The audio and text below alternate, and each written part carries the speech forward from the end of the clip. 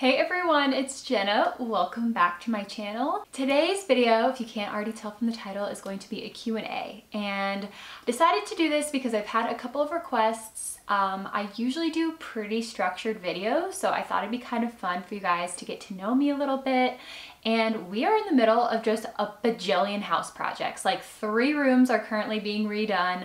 I've been flying a ton for my work. For those of you who don't know, I'm a flight attendant. So just figured we could sit down, chat, could answer some of y'all's questions from Instagram. You guys, I put this on my Instagram a while ago and I've had every intention of doing a Q&A, but I just keep having all these fun ideas for videos. So it's kind of been put on the back burner. So I'm finally getting around to answering these questions. I have my coffee here that I'm hoping I don't spill all over this new chair. But yeah, let's just relax and chat and hopefully you guys can get to know me a little better. So let's start with these questions. Okay, so the first question is, what made you start your YouTube channel? And I have just been obsessed with YouTube for a really long time. Like, I'd rather watch YouTube than any TV show. Anyways, I've been obsessed with YouTube for a while and I always thought it'd be fun to start my own channel, but I just didn't really have the time, and I knew once you started, it's a huge commitment. And I was flying a lot before the pandemic, so I just didn't really have the time. And then in October of 2020, I actually got furloughed. So the airline basically says, hey, we don't need you right now. We can't pay you. You're on hold till further notice, till we need you back. So that was kind of scary because I didn't know how long I was going to be out for. I didn't know if it was just a couple of months. I didn't know if it was going to be a year, 2 years. So I had a little bit of a severance pay for a couple months because I had been with the company for I think 6.5 years at that point. So I was getting paid and I said, this is the time. I can start my channel. I can treat this as a job. I'm getting paid from my other job for a couple more months just while, you know, that money comes in, and I can see if this is something that works for me, if I enjoy it, if it gets traction, I don't know, but I'm going to treat it like my job. And that way I know, like, I tried, and if it doesn't work out, then hopefully I'll just go back to flying when they let me. So it was kind of just like I've always wanted to, so let's see what happens. And then it was just perfect timing with our new house being built. I really was searching for content on new builds and people documenting the process, giving advice and useful information, and I really couldn't find much. So I was like, you know, this is a market I want to tap into. I want to help other people who are going through this process, and hopefully I can document it in a way to where if I was sitting there watching and wanting this kind of information, that it would be something useful, if that makes sense. Okay, so next question is, how did you get started with design? Was it a hobby or do you have specific training? So, okay, I know this kind of sounds stupid, but we had an interior design class in my high school and I loved that class. I think we had like interior design 1, 2, and 3, and I think I took all 3. I was obsessed with it. I was always in that room and I just like knew I loved it. So in high school, I really wanted to become a furniture designer. And then I went to college for architecture because I thought that that could kind of help me with that. I went to the University of Florida. I started in architecture and it just really was not what I thought. Like, it was very mathematical. It wasn't really design based. It was very expensive. It was very labor intensive. Like, kids would be sleeping overnight in the labs just because the workload they gave us was so much. And as far as like architecture is concerned, I was not super passionate about like architecture and like building design. I was really more like design focused. So I changed my major actually to advertising, and that's what I graduated with. But that was kind of like the most, I guess, training that I had. There were some design-centered courses, but I don't really feel like I learned as much from that as I have from like YouTube and blogs and like my own research. And just like, you know, when you're passionate about something, I feel like it's really easy to learn about it because you just want to like slurp up all the information. Like, it's never enough because you love it. So yeah, no, really no formal training. It's just a passion of mine, and I really enjoy it. So, okay, this is a fun one. What is your dream decor piece that you don't own yet? And I think for me, I would just love a gorgeous like built-in with, you know, some pretty wood shelves that I can style. Upstairs we have like our bonus room that we will eventually redo. It's gonna be kind of like a big budget room, so we're not anywhere close to doing that right now, but I think that that would be really fun to kind of incorporate up there. Would be a really pretty built-in, maybe with some like arched shelves. I personally love arches, like arched mirrors, arched windows, arched doorways. I feel like it's just so casual and like kind of has like that Mediterranean Tuscan vibe, and I love it. So I think like a really pretty built-in with some wood shelves and like arched openings, I guess. I think that'd be really fun. Okay, so this next question is, do you miss Arizona?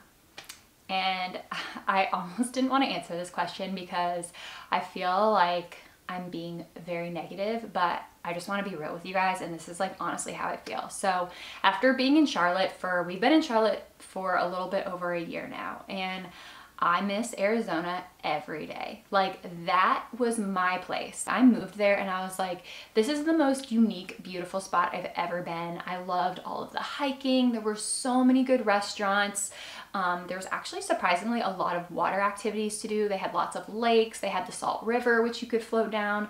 I was obsessed with the Salt River. It was so gorgeous. There was like mountains in the background. There was always wild horses. So you would just be floating down this river and like see wild horses. Like, I didn't float down that river and not see a horse. Like, they were always there. It was just such a beautiful, unique state. I know the summers were really hot, and that was probably the one thing I was like about, but it wasn't humid. So like, it could be 107 degrees and you wouldn't be sweating if you weren't outside for a long time. But you know, I loved it there. Like, that was my place. Like, when we left, I cried because I just never thought I would leave. Like, when I got there, I was like, I'm never leaving here. Like, this is my spot. Like, I'm gonna be here for the rest of my life. So I think I might do a separate video like why we left. But basically it came down to my job. As far as our base goes, they were shrinking it with the flight attendants. They kind of gave us notice like, hey, we're downsizing this base. And I knew at some point I'd probably get displaced, and we wanted to buy a house. And so we were like, why would we buy a house somewhere where I'm probably not gonna have a job in a couple of years? So we kind of had to make a decision, and we moved to Charlotte. And Charlotte, to me, it definitely has its pros and cons. It's really hard when you go from a spot where it's like, that is where I belong, to somewhere where,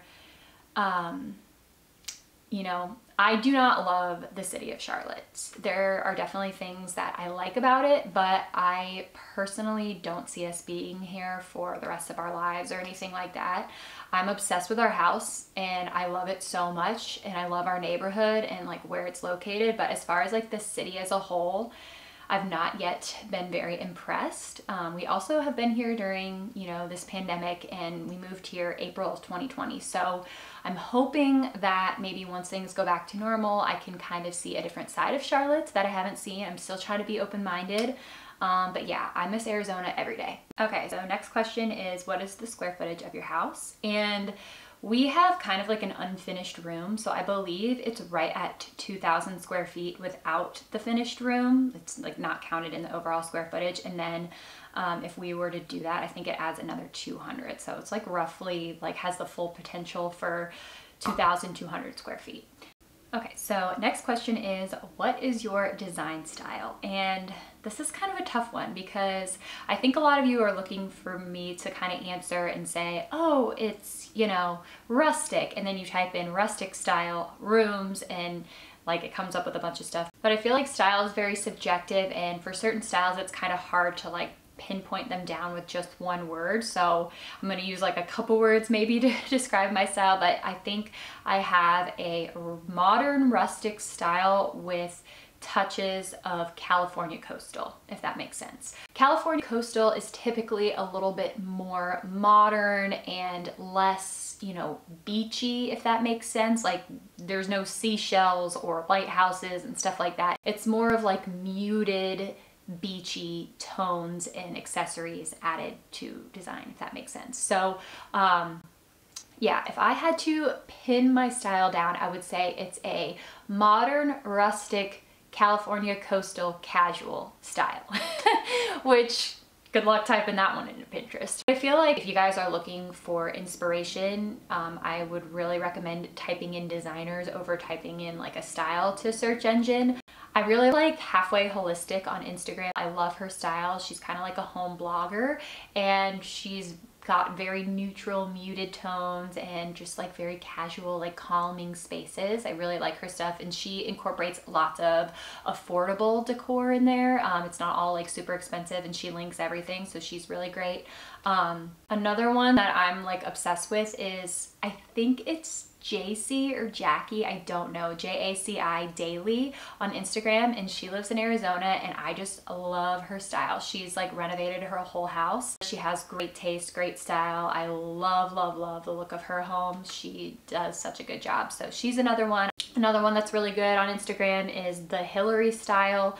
I really, really love her stuff. It's all very similar stuff. I feel like if you look at all these, they kind of have the same overall look, but that's just something I'm a big fan of. I love neutral colors, black and white, high contrast, just very casual, comfortable spaces. Another one that's like been my go-to from day one is Pure Salt Interiors. They're definitely a little bit more on the coastal side, but I feel like recently they've kind of gotten a little bit like moodier, more rustic, stuff like that. So they are like, they were my first inspiration ever. Like they were the first page that I found, and I was like, oh my gosh, like I want my house to look like every room they've ever designed. So they are a big, big inspiration for me as well.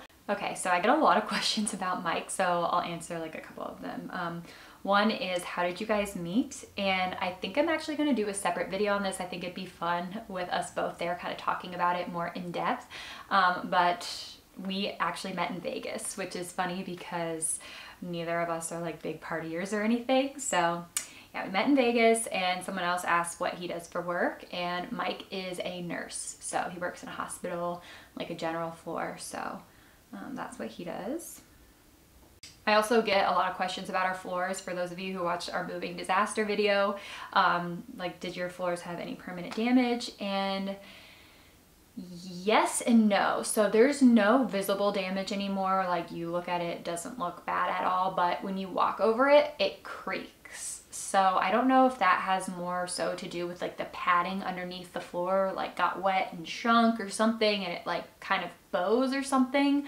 There's probably some experts on here who know, but yeah, it creaks when we walk over, but that's the only really sign of damage that we had from it, thank goodness. So yeah, eventually maybe we'll replace those couple of boards where we had the leak, but for now it's just like some really light creaking, so it's not that bad. Oh, okay, I get this question a lot too.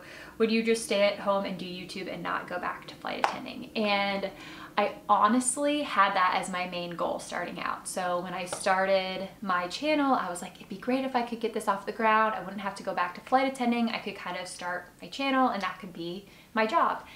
And then I got recalled back to work in March of 2021. So I kind of was at like a crossroads if I wanted to go back or not. They were also offering year-long leaves at that time, and I applied for one, but then they had such a surge in travel that they rescinded that offer, so they didn't offer those leaves anymore. And I went back to work, and it was so funny because I was dreading it, and then I went back and I was like, I missed this, and I don't want to let this go. Like, for those of you who don't know, it's really hard to become a flight attendant. The interview process is really tough. So it's something that if I left it, I would not be able to come back. And flight attending is something, when you start with like a base salary, and it gets larger and larger the longer you're with the company, and your seniority gets better and better, so it becomes really hard to leave. So like my pay has doubled from when I started, and I have a lot more seniority. I can get better trips. Basically, for those of you who don't know, flight attendants, like almost everything is determined by seniority. So your pay, your schedule, you know, who gets a pick of a leave first, stuff like that. So yeah, I think it would be really hard to give all of that up, not to mention we fly for free. So I think that would be really hard to give up as well, especially living in Charlotte. It's very central, so it's really close to a lot of places we want to kind of go and explore, especially Europe and stuff, and I think it'd be really hard to quit and give all of that up. just to see how YouTube would go when being a flight attendant is such a flexible job. I could work the entire month long if I wanted to, or I could just work the weekends. So that's kind of what I'm trying to do now, is not work as much, and then I'd spend my days off doing YouTube. So it does kind of get to be a lot because I feel like I'm always working. Like I used to just get off the plane and be like, oh, I get to enjoy my days off. I can watch my YouTube videos, hang out with Mike, you know, go do bike rides and whatever. And now I always feel like I am working, which it's a little bit more stressful, but I like that I don't work on the plane as much, if that makes sense. So to answer your question, would you ever go to full-time YouTube? Probably not. I really do like my job, and it's one of those that would be really hard to give up. And it definitely has its cons, but I think it has a lot more pros than cons. And for the time being right now, I'm really happy. Okay, so this next question is tips on mixing wood tones. And I personally don't think that it looks bad if you want to mix just like a couple of different wood tones in a room, you know, a more orangey wood on top of a lighter wood, or a darker with a lighter. I don't think that that's a big deal. I think you should probably be more concerned with balancing out your materials, if that makes sense. So you don't want like 5 things of wood on top of each other. You might just want like 1 or 2 things of wood next to each other, and balance that out with like fabric, stone, metals, stuff like that, so your materials are balanced. And if that's balanced, then I think you can totally, you know, mix whatever wood tones you want, and it's not that big of a deal. So I hope that makes sense. So yeah, that's just my personal take on mixing and matching wood tones. As long as your materials are balanced, glass, metal, stone, wood, stuff like that, then you should be fine. All right, you guys, so I think that's gonna kind of be it for this video. I hope that you enjoyed kind of getting to know me a little bit. Thank you guys so much, as always, for being along for the journey. It really means a lot to me. As I've said in this video, when I started my channel, I had no idea if it would even go anywhere or gain any traction, and you guys are the reason that I'm here, and I'm so grateful. And I just thank you guys so much for all of the constant love and support. So thank you for watching, and I will see you guys in my next video. Bye.